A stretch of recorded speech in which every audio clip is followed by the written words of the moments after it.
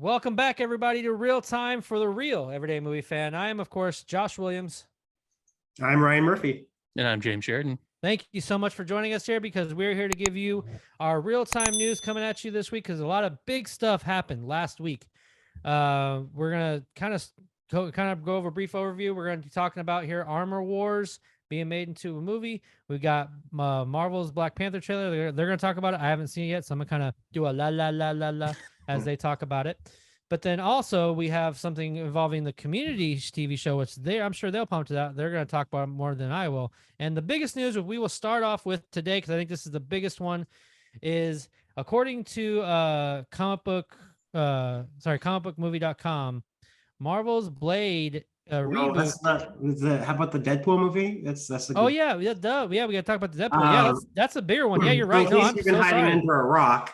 Marvel Studios / Ryan Reynolds / Sean Levy / Hugh Jackman just announced the release date for Deadpool 3, which as many suspected, it was the unrevealed untitled film for September 6, 2024.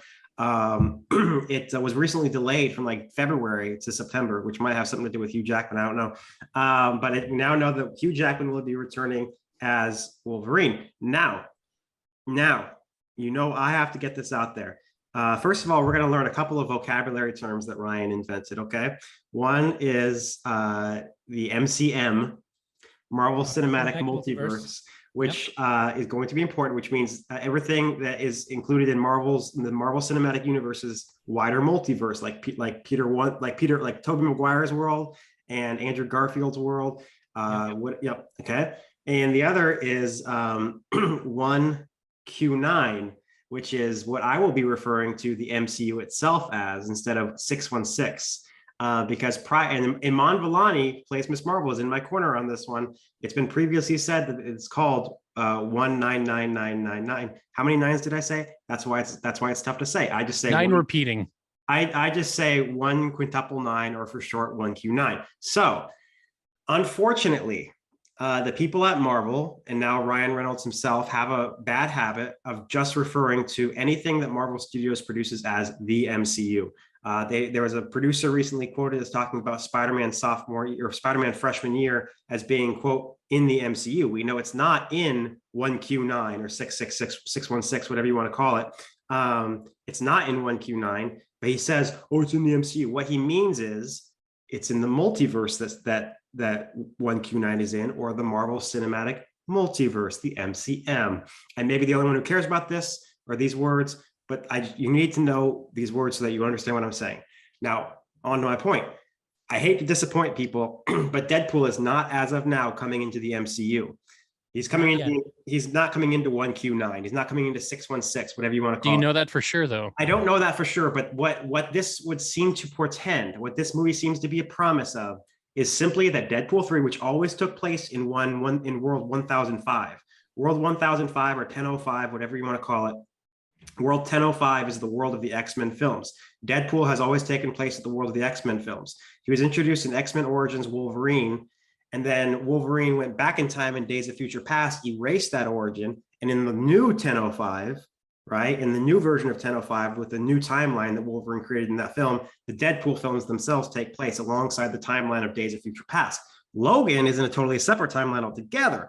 Yep. So this film promises to be simply the next chapter in World 1005, not the MCU. So and here's where I disagree with you, because I don't think that the intention is for this to continue the Fox universe.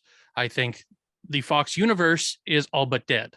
They will make references to all of that in terms of continuity. They will make references to the fact that we've already had Xavier, but we can't confirm that he was from the Fox universe. We can't confirm that either of these two characters are going to be the versions that we previously had. It's entirely possible, because of the ending of Logan, that this is a completely different variant of Logan. And now that we've opened the multiverse within the terms of the MCU, it's entirely possible that this Logan and this Deadpool will be completely different versions than we've already had. I think they're still going to tie into the version of Deadpool, because Deadpool's always played fast and loose with continuity. Sure. Like, it's always been sort of a gray area whether he was actually in the X-Men world. They had some like brief cameos and whatnot, and constant references to to look both Hugh Jackman and Wolverine, but even like Colossus and Juggernaut both had like complete different looks and redesigns. The only thing that really connects anything is the X-Mansion, which there's been 3 different versions of. So yeah, like Juggernaut, to be fair, Juggernaut was different because, like Deadpool, he was reinvented with the time change from Days of Future Past. Sure, but Juggernaut was supposed to be the same character, and he's a complete redesign from top to bottom. Look, completely different actor. The actor in the previous 2 films had been spoke with an American accent and whatnot.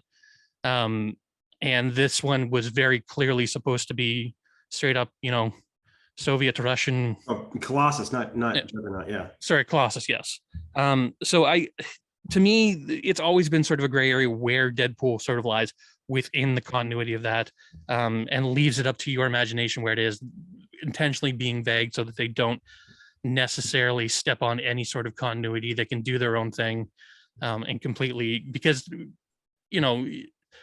Wade is also like time traveling, and of course that's going to create all kinds of messed up shit. Not only is he time traveling, but isn't he jumping between universes? At the end of Deadpool 2, it's kind of what he does. He time travels. Now, if you go by the Avengers and the rules that Avengers well, he also goes to a world where Ryan Reynolds exists as not Deadpool, and then shoots him before he can do the. How do you prove that wasn't on Earth 1005? We don't know, but to me that would indicate that the joke is that he's going to a different world to stop that from happening. That's because my point, right? That's a good point right there. It's a joke. It's not really meant to be taken seriously. But that's my point. Is that you aren't supposed to take any of this seriously. We're not supposed to actually try and fit it into continuity. Now, some people are going to try to, like, I've already heard all kinds of theories about how they're going to bring him into the MCU at large.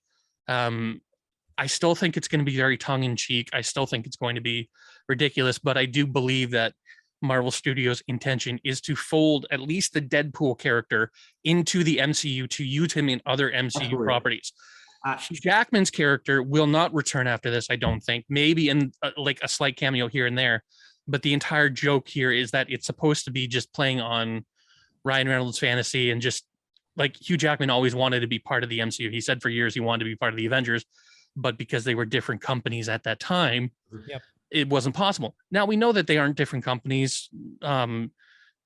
Disney bought out a good chunk of the Fox properties and whatnot, and now owns X-Men wholesale for both future and past purposes.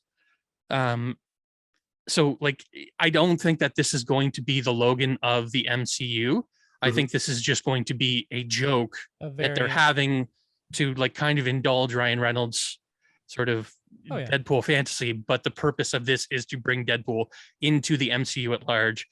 You can include him as one of your MCM characters, the same way Toby and Andrew's character, Peter 2 and Peter 3, are basically still from their universes, but they have existed within the MCU continuity. And I do think that this is meant to be a gateway for that character to come in this way. Here's what I think about, and I will let Josh talk. But I think that I think it's going to be 1005. I think it's going to be the next chapter in the rebooted 1005 after Days of Future Past, following the events of Dead. Because the only thing we've ever seen of 1005 after Days of Future, after the time reboot, like all the X-Men films were erased, and all we've seen of it post Days of Future Past was when Logan wakes up in the present day and sees both Apocalypse and Dark Phoenix take place on the new one. Yes. And I believe New Mutants is supposed to take place in that. You are correct. So the only thing we've seen present day wise, we've seen, the Apocalypse and Dark Phoenix took place in the rebooted 1005 but modern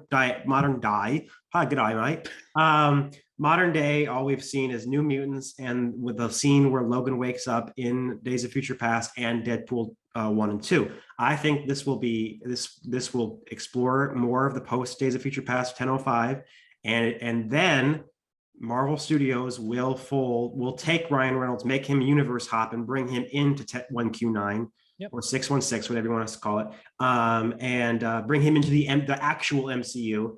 Whether or not Logan comes with him, I think is anyone's guess. It is clear at this point that they are developing the X-Men to there are at least mutants to be in 1Q9. They are not just going to bring them over from another universe. There are mutants in 1Q9 and there will be X-Men in 1Q9. There was a theory I heard before we get to anything that the way they're going to bring this in is this is going to be a joke. It's not Hugh Jackman playing Logan. It's Hugh Jackman playing Hugh Jackman. Oh, geez. And they're going to be hunted so dumb. by the MCU version of Wolverine. And this is how they introduce Wolverine and the other X-Men into the MCU. These theories are like buttholes. Everyone has one and they all stink. I kind of like that idea because I think that's exactly what Ryan Reynolds would do. Anyway, Josh, what are your thoughts? For me, I think as far as to have them jump to different universes, that could be very easy just from his manipulator that we got made. That because it was meant to be a joke in Deadpool 2. You guys are right. It's all meant to be a funny joke, but you can easily make it to be serious that's what actually happens with his manipulator. Mm-hmm. So he could easily be jumping universes. He ends up in one where Logan, like say this version of Logan that he goes into some universe has already killed their version of Deadpool or something. I don't know. I'm just throwing something at the wall here. He kills that universe's version of Deadpool, and all of a sudden he sees this Deadpool. He's like, I thought I killed you. Okay, I gotta kill you again. And then it goes something like that. Who knows? Who knows what Ryan Reynolds is gonna do with this movie? I'm kind of excited to see what his mind comes up with the script. But they can easily answer that to how he gets in the MCU just using his manipulator. And that could easily be a big thing for him because it'd just be him and America Chavez that can easily jump in between universes without any issue. I would like to see, just before you go further with your thing, on the note of jumping into the MCU, I would like to see Deadpool 3 being him visiting all the moments we've seen in the MCU so far, the way he did at the end of Deadpool 2 as a joke of him, like certain things in continuity not making any sense. Deadpool just shows up in that time period, tweaks one thing or fixes something or removes something.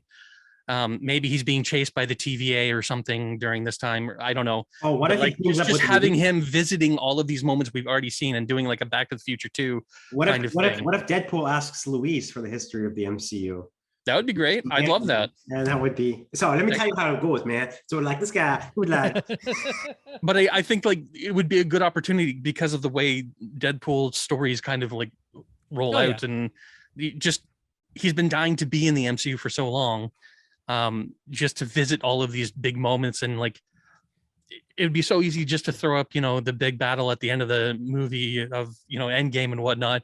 He just shows up, does something wacky, and it accidentally ends up saving the day in some sort of way that we haven't seen before, or like he's literally going through and fixing plot holes in movies that don't make sense. And it's like, I can't think of anything off the top of my head, but I do think that would be a fun opportunity for this. And that's the kind of thing that they would do with this story.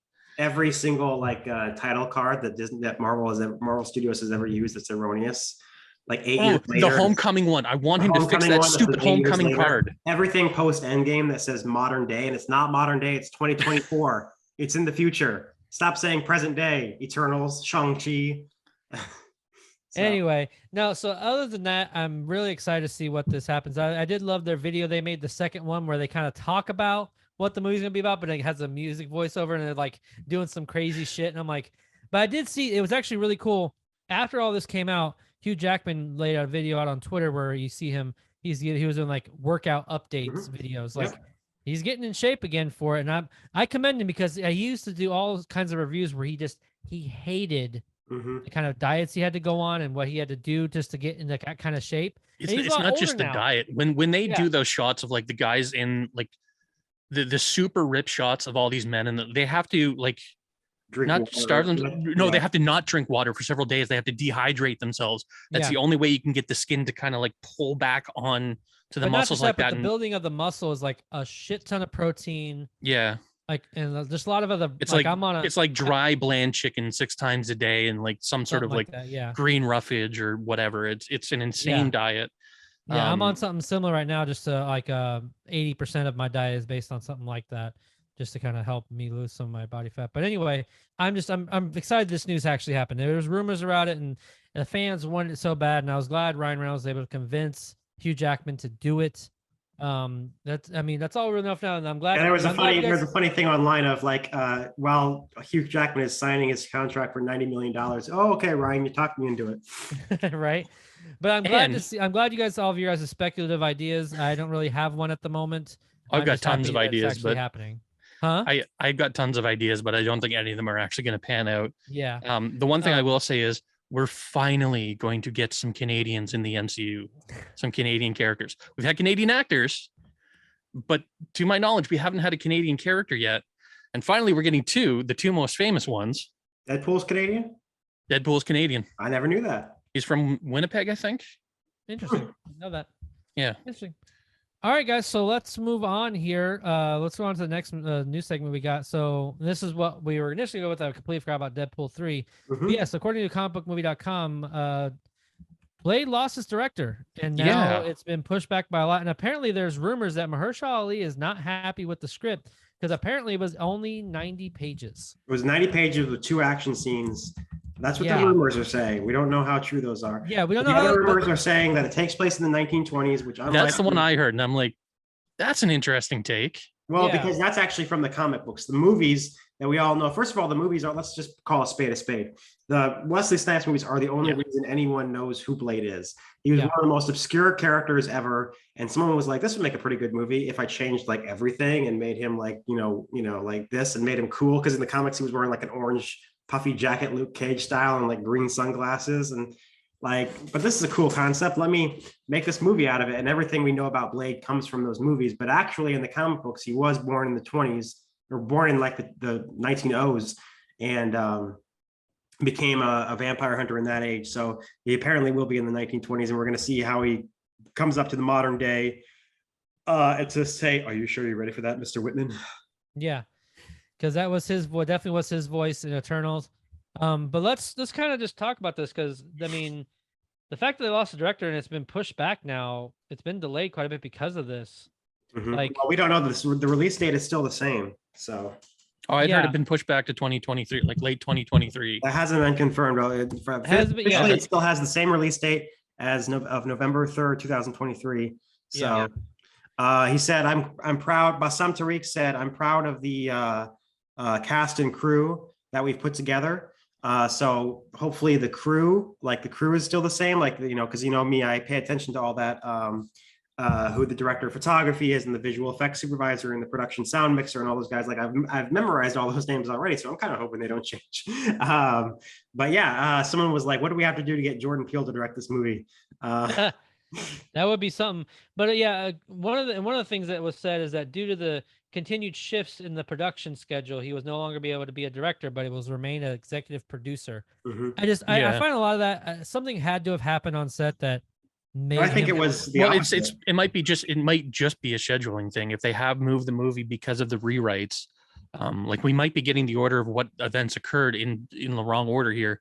If there are rewrites and they have to move the schedule because of that, he might have something else that he's obligated to do that he can't move, or he for might this new production. He might just be really frustrated, and like you're pushing it back again, because this movie's already been pushed back a handful of times.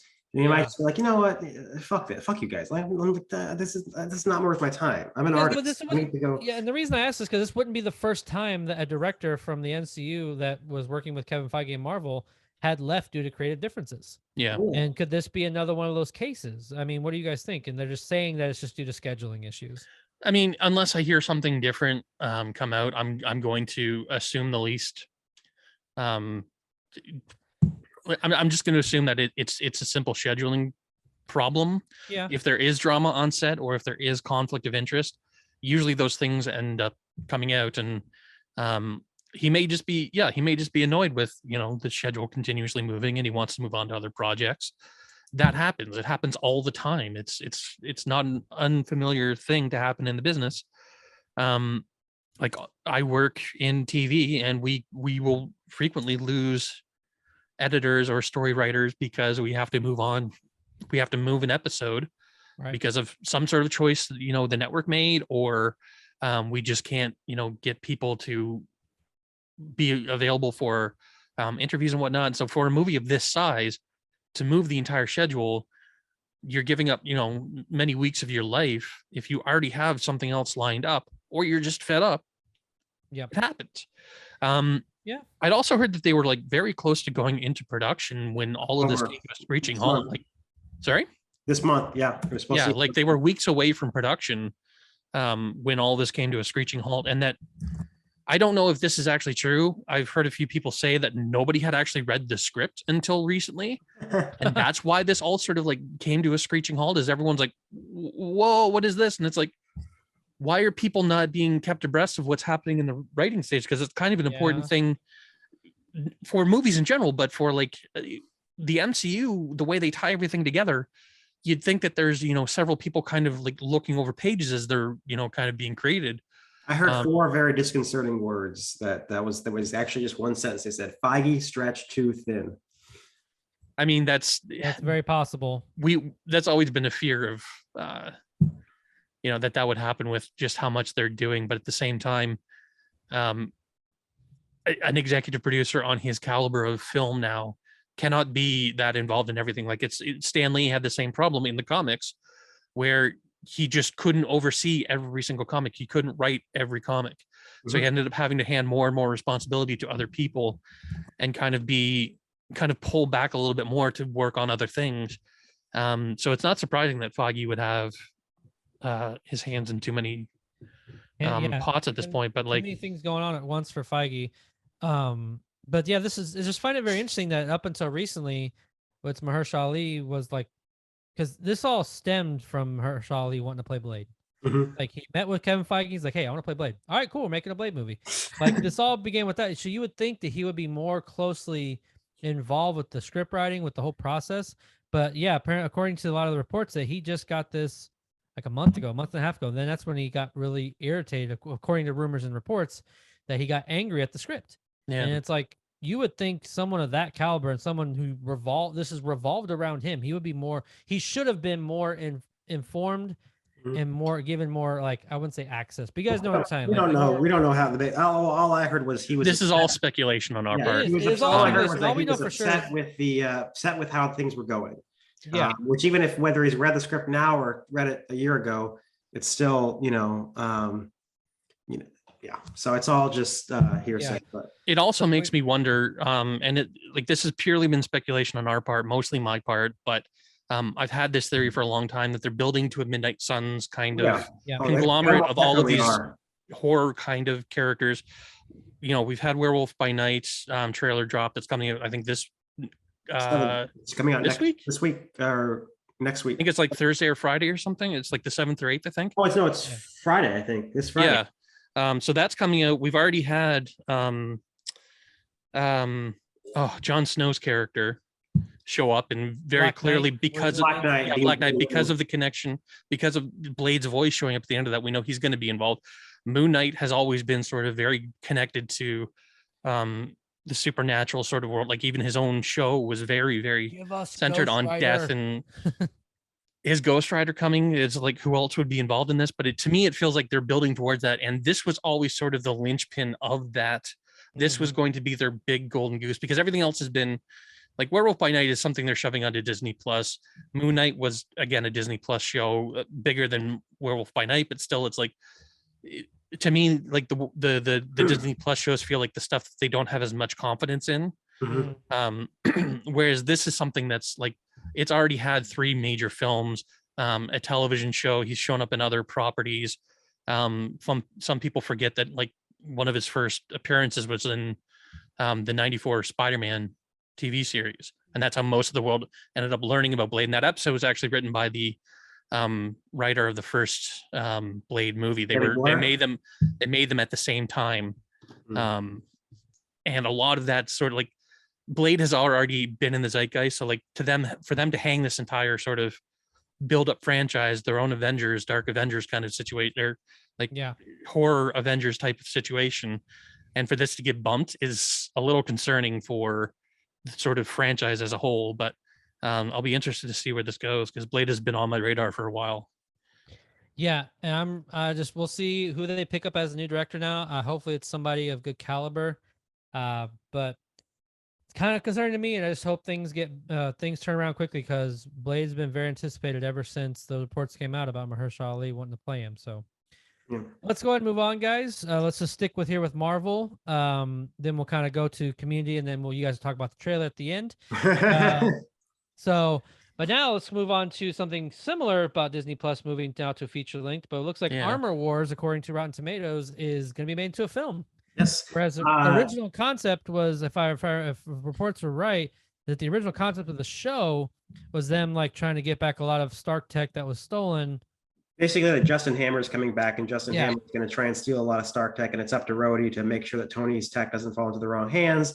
And it was always the Disney Plus show that was lagging the most in development. At Comic-Con this year, they kind of announced release windows for everything. So we had a nice schedule, which was what pleased me more than anything. I was like, yes, finally, this 27 shit that you have in production actually has a nice, neat, like you can expect it in this order. And Armor was about the only one that was left off the list. Which we noted at the time was very strange to leave it off the list.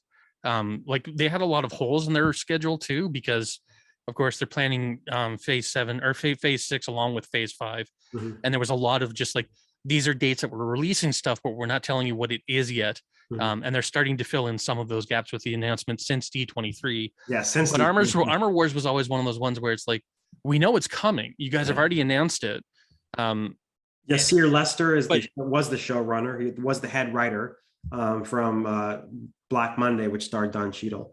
So he'll probably be the main writer of the film.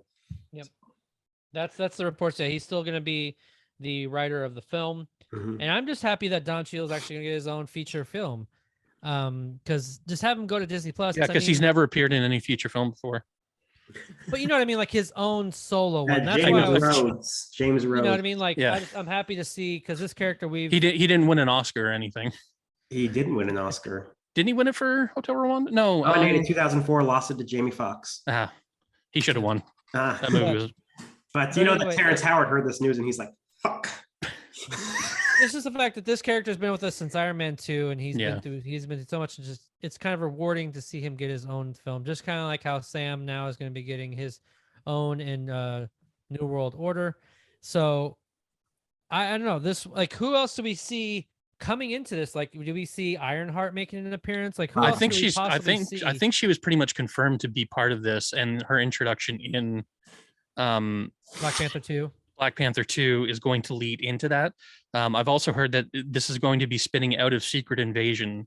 That certain events in Secret Invasion are going to inform what happened in this movie. Have they? I haven't heard for sure. Have they confirmed Justin Hammer is the villain of this? They haven't, but Marvel Update says that. And Marvel Updates is my sort of go-to source for rumors and stuff like that. And I know I know certain stuff that they've said that I'm like, I want to tell you guys what they said, and you're like, no, want to be surprised. Until it's confirmed, I don't want to hear it. Marvel Updates has said that they've been right about some stuff and they've been wrong about some stuff, so they're not 100% reliable. But they have said that Justin Hammer will be the main villain, which only makes sense because first of all, he's one of the few villains that hasn't been killed off. Second of all, he's only had the one appearance, and like I feel like that's a character that could have a lot more impact on the world. Oh yeah. And like, how do you waste a character? Not waste, but how do you get such a great actor in that role and then not do more with him? And he's just kind of like number 5 from Teenage Mutant Ninja Turtles, guys. But you're exactly right, James. Some of his caliber of an acting skill, you'd want to bring that character back, especially. I mean, he got hauled off to prison, so he could easily just be gotten out now and try and do some shit. Now, could we also maybe see, because this is kind of an Armor Wars where Stark tech's been stolen and sold, could we maybe see Sharon Carter make an appearance, because she is also well, this is the other thing I'm wondering is not just Sharon Carter, but if Justin Hammer is in this, there's rumors that he's supposed to be in Thunderbolts as well. Yeah, because he's supposed to be one of the people that they use to he becomes the sort of tech guy for them. Again, rumor, no confirmation. I don't know this for sure. I'm just stating that I'm just speculating on the possibility of, like, maybe this is the film that kind of comes out of a few different properties. If it is coming out of Secret Invasion, if it is coming out of Black Panther, if it is coming out of Thunderbolts kind of thing. And there's a lot of different things that will lead to this. Maybe this is sort of like a branching off point to other stories as well. I was looking up a few things about the original comics beforehand. Apparently, Scott Lang plays a significant role in the original comic. And we don't know what's going to happen with him after Quantumanium, but like, is he going to? He could. We don't know. We don't know what's going to happen, especially with Kang coming and with what the next two Avengers are going to be. We don't know what the roster is going to be. We don't know how many characters are actually going to survive to that point. This could be his last film, especially with an actor of the caliber of Paul Rudd. Like, does he all necessarily have the schedule to keep playing this character over and over again? I mean, it's better than too. The dude never ages. Judd Apatow comedy he's got coming out. Like, this is the best thing that's happened to him. Judd Apatow movies make bank too, though. But you guys but also he could play this role for like another 15. The dude doesn't age. He's still the same as he did from Clueless. I'm all for more Scott Lang. I love the character. I'm one of the few people who say that, you know, the Ant-Man films are underrated. I do think that they're really good films, and I do think that, you know, Paul Rudd is an outstanding character actor, and he's been a lot of fun to have in the MCU. So like, having him connect to this would be a lot of fun because like, outside of the Avengers, he's been very insular to his own sort of story. I would like to see him pop up in other outside things. Of like where he was the outside of the Avengers, you could say anything. Like, well, that was like he was the most. No, but because other characters show up in other movies all the time, like Hulk showing up in the Thor films, or, you know, Captain America showed up in the Thor films, and like all these other actors just pop up from time to time in these other properties, and it's not like they're insular to their own franchise. But the Ant-Man stuff has always been either Ant-Man or the Avengers, and it's like, I would like to see that kind of trickle out into the rest of the MCU a little bit more, especially again, given how much fun Scott Lang is as a character. Another person, like, the personality between him and Rhodey in Endgame, seeing them in like a buddy movie for like 2 hours would be hilarious. Where Scott Lang's just constantly driving Rhodey crazy as Rhodey's trying to do this super serious mission, and Scott Lang, who he's recruited because he's, you know, a former thief or something, is just annoying the hell out of him the entire time, doing magic tricks and who knows what else. Like, well, we're getting way off topic here. Okay, but either way, it's good that it's being made into a movie. I'm happy that it's happening in the first place. And right now, do they have a official release date? No. I did not. Okay, so hopefully we'll get something of that soon. But now, Ryan, I'm gonna head off to you because this is probably big news for you two, not necessarily. Well, hold on. There's as long as we're doing Marvel, because this Community is going to be the only piece of non-Marvel news we have. There's one more piece of Marvel news besides the Black Panther trailer, and that is rumors are now stating that Marvel has recast General Ross. I heard this. I wasn't sure if we were going to bring this up. Harrison Ford, and that they were going to announce this at D23, but Kathleen Kennedy and Lucasfilm blocked them, which is just one more reason that Kathleen Kennedy needs to just fucking retire. That they said no. I don't know what their reasoning was. Like, this is about Indiana Jones. We're not going to announce that. And so they said, So no, I kind of get that, because like, besides Star Wars, which hasn't done super well in the last couple, like the last two movies were not super well received. And they're like the release of their next few movies has kind of petered out. Like, we don't know what their next movie is going to be. Rogue Squadron's gone off the wayside. The few projects that they've announced are kind of in the ether at the moment. So they're kind of hinging on Indiana Jones being the next big Lucasfilm thing, besides Willow, which no one gives a shit about. But like, Indiana Jones is their big thing. So I understand why they want to focus on Indiana Jones. And if they're letting Harrison Ford be, you know, in another announcement, it kind of splits the enjoyment of that one a little bit, especially because so much of D23 was going to be, you know, so Marvel heavy. But it wasn't in the end. So no, but I mean, it was bigger than the Lucasfilm section. Lucasfilm announced 2 things. True. Whereas, you know, even though you were disappointed by the Marvel announcements, there were so many more of them. They had several trailers. They had the cast come out. Lucasfilm only has the one thing to kind of hinge on at the moment. Here's a thought, Lucasfilm. If you're upset with how much content you're putting at D23, maybe I don't know, announce the title of the film. That was the biggest thing I couldn't believe they didn't do at the fucking D23. I was like, really? When is the title of this film going to be announced? The day before release? Do they need to announce it? It's Indiana Jones. They're going to go see it because it's Indiana Jones. Anyway, let's veer back to Harrison Ford. If he is going to be, here's a big question for you guys. If he is coming back as Thunderbolt Ross, we're not Thunderbolt Ross, but you know what I'm saying. If he comes back as General Ross, will this maybe open the door for Red Hulk? No, God. That's what I'm thinking, because he's supposed to be in Thunderbolts. Hey, I don't. No, but Red Hulk has been an important member of Thunderbolts. He's an important member of, like the whole, Marvel universe for a very specific window of time. He was a big key player. Sure. And they're moving into that kind of story at this point. I can see why they would want to bring in Red Hulk. I don't know why they would I don't have any problem with the guy who played Ross before, and they've had him back for 2 or 3 movies now. He passed away. Oh, did he pass?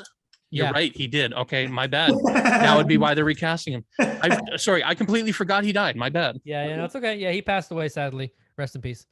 He's such a great actor. It would make sense why they would bring in Harrison Ford. Yeah. Harrison Ford is not the person I would have thought of for that, but I think he can do. He's got to rock the mustache, though. He has to. Hey guys, I don't really think Star Wars is the best. I think I like Indiana Jones better. I know you're doing Harrison Ford, but you sound like Jim Carrey's workout character from In Living Color. I'm trying to be grumpy and unemotive. But yeah, that's a very interesting casting choice. We'll see how that all pans out. And we should note again, it's a rumor. There's no actual factual statement to this. It's just what's being reported right now. Mm-hmm. So we're commenting on that being a possibility. Oh, yeah. So it may come to nothing. Okay. Let's go ahead and move forward here, guys, and let's talk about.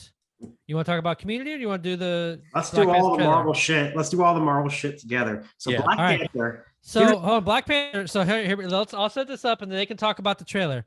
You're gonna have. I'm gonna have Ryan put up his hand, or James put up his hand, because I'm gonna mute myself, so I don't hear what they're saying, and that way these two can talk to you and break down their thoughts on the trailer, because I don't want anything given away, because I'm gonna do my own reaction tonight. Okay. So and 3. What about when Spock showed up? That was fucking nuts. He just comes into Wakanda like infinite diversity and infinite combinations. What is it? So I'm gonna mute myself. I don't know. Live long and prosper. I forgot for a second what it was. I'm revoking your Trek card. Yep.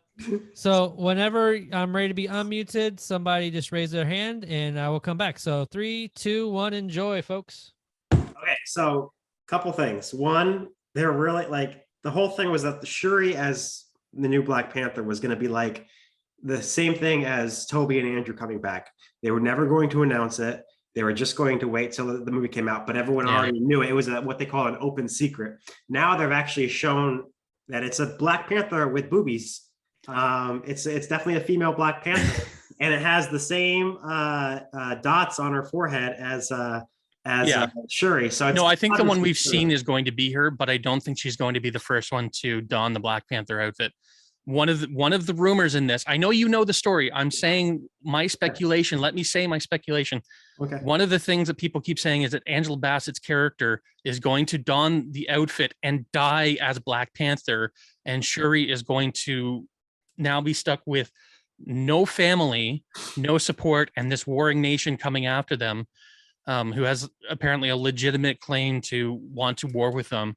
And she's going to be by herself and needs to, kind of figure out how to be Black Panther. The thing that I loved about this trailer the most, other than we're still in that mourning phase of we've lost Chadwick Boseman, we're losing the character as well. Mm-hmm. And they're very clearly setting up to mourn the character. And I've loved the visuals and the music sort of surrounded by that. But the thing that I really love is that this one was so Namor centric, and Namor's a character with so much backstory and so much interesting, fascinating history. It's not been 100% confirmed, but it seems fairly certain he's going to be our first real mutant. I know Ms. Marvel was a mutant, but they confirmed that. Tino Huerta basically. Did he actually confirm that? Okay, I thought they were being tight-lipped about that. But him being the first mutant is going to be exciting. Him being all of this, his dialogue in this has been so fascinating. The visual imagery around him has been fascinating because, of course, we've already done. Oh my God, Josh, stop masturbating. Okay. we've already done Aquaman and the Atlantean thing. And I think it's smart of Marvel to not do the Atlantean thing again with this. There's still Atlantean in like the imagery and the lore of like this sunken lost civilization kind of thing. So you could argue that it is, you know, what the Greeks wrote about being Atlantis. It's just under a different name. I love the visuals of their imagery and their outfits and their civilization and culture and whatnot, and how deep they're going into that. And just the shot of him flying, I always thought that would look ridiculous as hell. I thought that would look so stupid, but it made me so happy. Oh, we have to talk about this. Okay, I was so happy. Now, I am one of the people who has not been totally happy with their portrayal of Namor so far. I'm not crazy about the whole Aztec thing because he doesn't look like Namor. You know, they put him in all this Aztec gear, shit on his head and his neck and his like in his nose and his ears, and they even, this sounds super petty, but they even gave him facial hair, and I'm like, shave the facial hair, like just make him look like Namor. I'm sorry.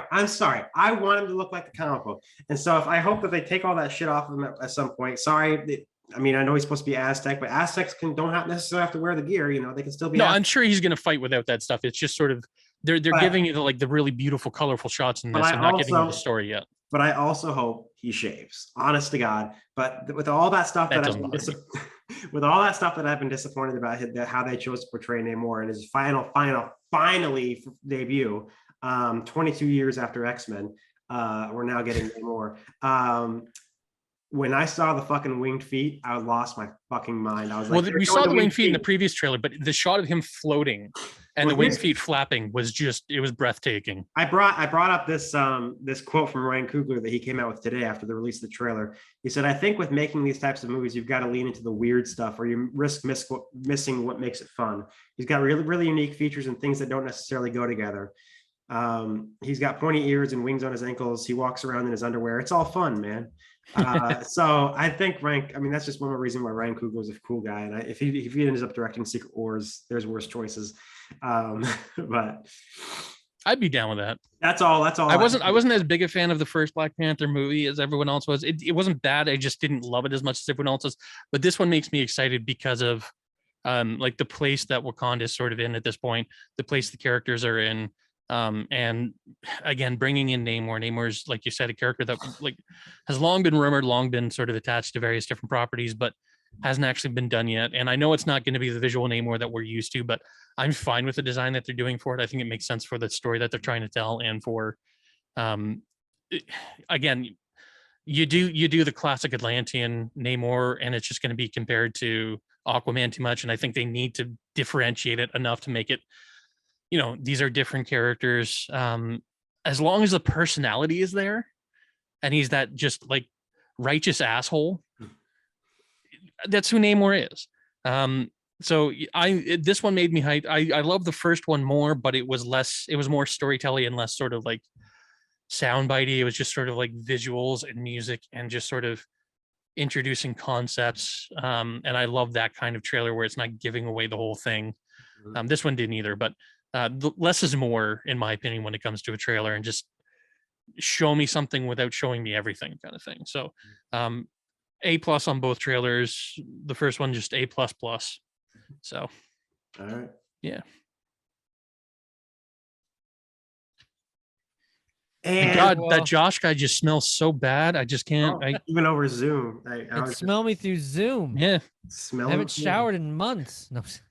One thing we didn't do in the X-Men one the Deadpool one that I did want to ask you guys, do you think we're going to get Wolverine in the costume? Yes. I absolutely so. think we will. They have to. I think it's because time. MCU is big on doing like sort of not necessarily completely accurate costumes, but accurate enough where it's like in spirit. And we've never had Logan in costume.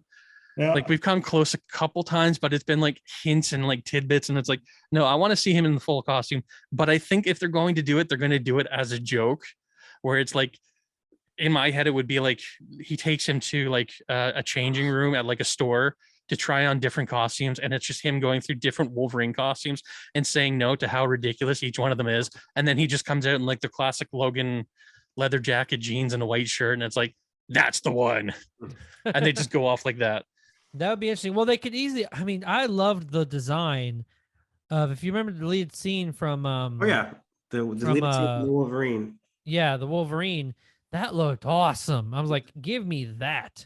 And his Like- Days of Future Past one did not look terrible. No, it didn't. It didn't look bad at all. Just that one, I would have loved to seen that one Yeah. to see how it would have looked. I mean, it just looked awesome.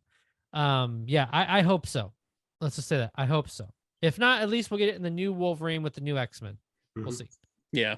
So let's go ahead and move on, guys. This is more for you two, but I'll help kind of drive the questions here because I don't know much about it. I've never seen the show, but apparently, according to Variety, Community is going to be made into a movie on Peacock. Yep. 6 seasons in a movie. 6 seasons in a movie was always their sort of hashtag.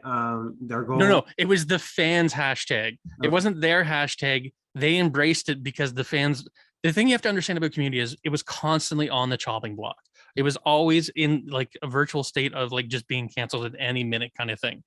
So the fan, even though it was a small community and not enough to support it versus something like Big Bang Theory, which is up against like every Thursday night, Community was the little show that could survived somehow for 6 seasons.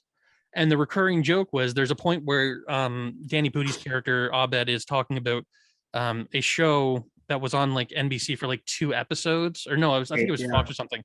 The Cape, where it's this absurd like superhero character who's got like this ridiculous cape that he uses to do all these tricks and whatnot. And Danny Pudi's character just walks up to Joel McHale's character, swipes his like food off of the table, and then runs away. And Joel McHale will say it'll be canceled after 2 episodes, and Danny Pudi's character yells out 6 seasons in the movie. And that became a rallying cry for the fans. And I think this was in like the 3rd season or something. And after the 3rd season, I think it was canceled. After the 4th season, it was canceled. The 5th season, it was definitely canceled, but then picked up by Yahoo for what is universally agreed upon to be like an absolutely terrible season, but it counted as a 6th season. So the question has always been whether there's going to be a movie.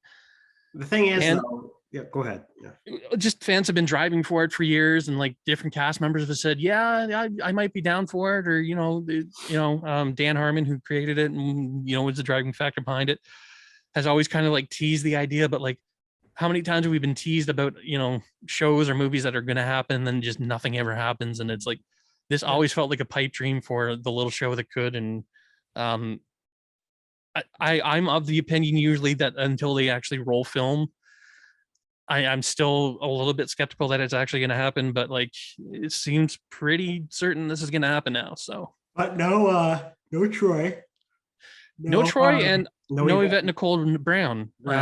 Of course, no Chevy Chase, which he was always the weakest link anyway. Well, Chevy Chase ruined his chances of ever being associated with Dan Harmon and that cast anyway.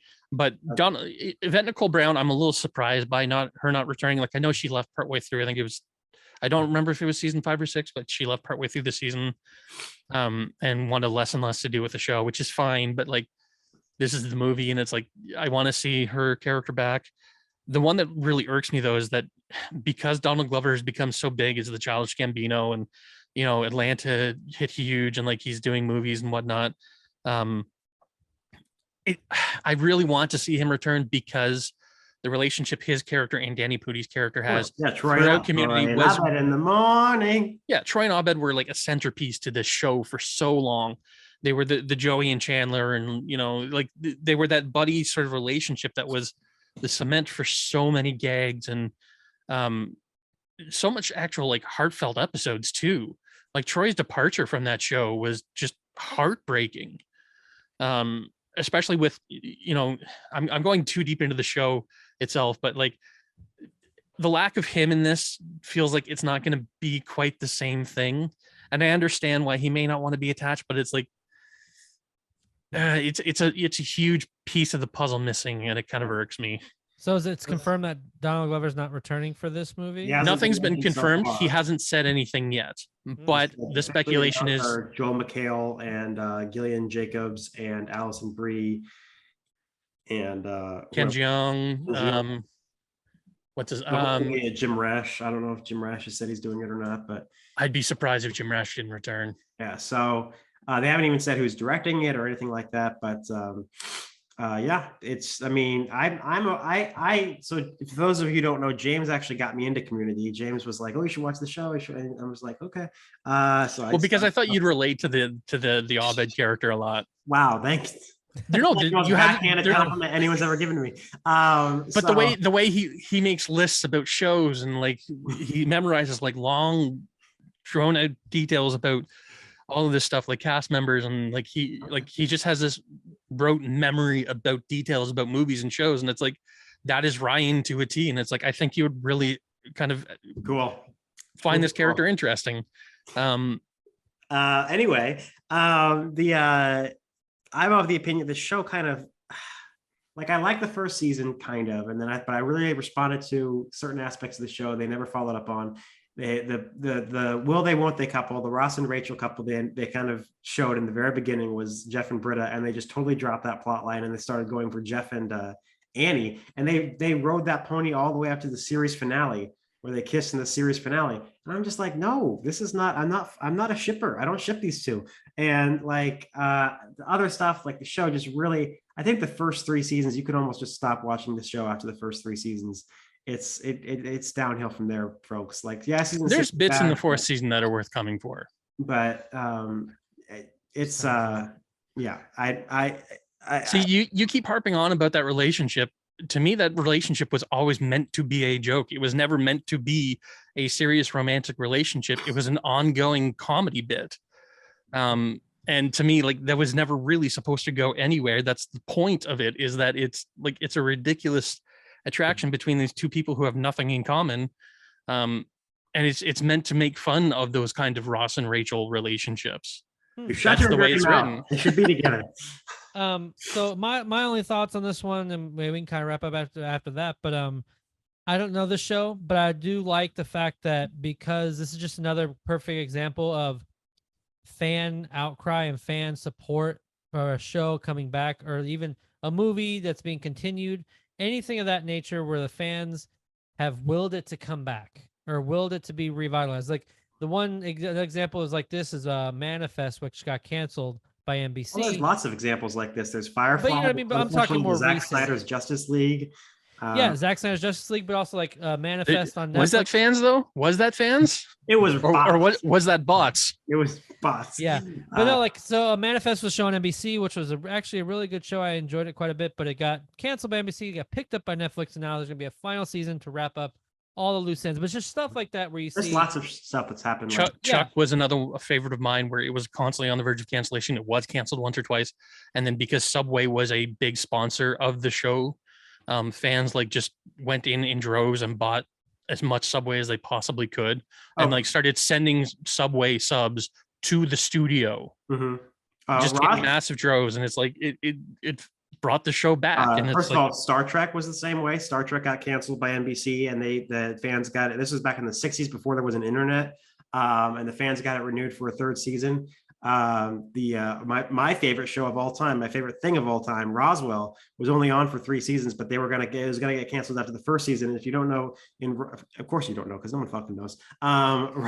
In Roswell, the aliens eat Tabasco sauce by the crate, and all these fans sent bottles of Tabasco sauce to the WB. And I think it was Jericho was one that was canceled, and like there was some line about peanuts or something in the show, and the fans just like sent massive amounts of peanuts to the studio, and they're like, okay, we'll bring the show back. Stop sending us your nuts. But the thing is, you can send all the peanuts you want by the 1 million. If you have 1 million fans and 1 million fans send peanuts, that's 1 million bags of peanuts. That's annoying, but it doesn't really justify doing anything business related, because the 1 million fans weren't enough to keep it going. And all these stupid Snyder bitches, like just bitching to no end about WB is the worst. WB is the devil. They don't want Snyder. They didn't make money, you fucking morons. It didn't make money. There's not enough of you there's a lot of you, but there's not enough of you to make it money. Okay. It didn't make money. Get the fuck over it. So like when stuff doesn't make money, like I love Firefly, and I love the fuck out of Serenity. That's one of my favorite movies ever. And that movie bombed. So there's never going to be a Serenity 2. I'm not blaming fucking Fox for that. I don't blame Fox for canceling the show. Sheldon Cooper is like that kind of whiny bitch on Big Bang Theory, right? He always talks about how evil Fox is for canceling Firefly. I don't blame them. It didn't make money.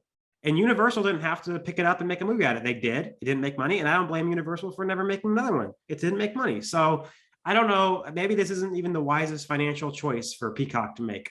It might be But just that's but see That's the thing, that's what though. I was gonna get at.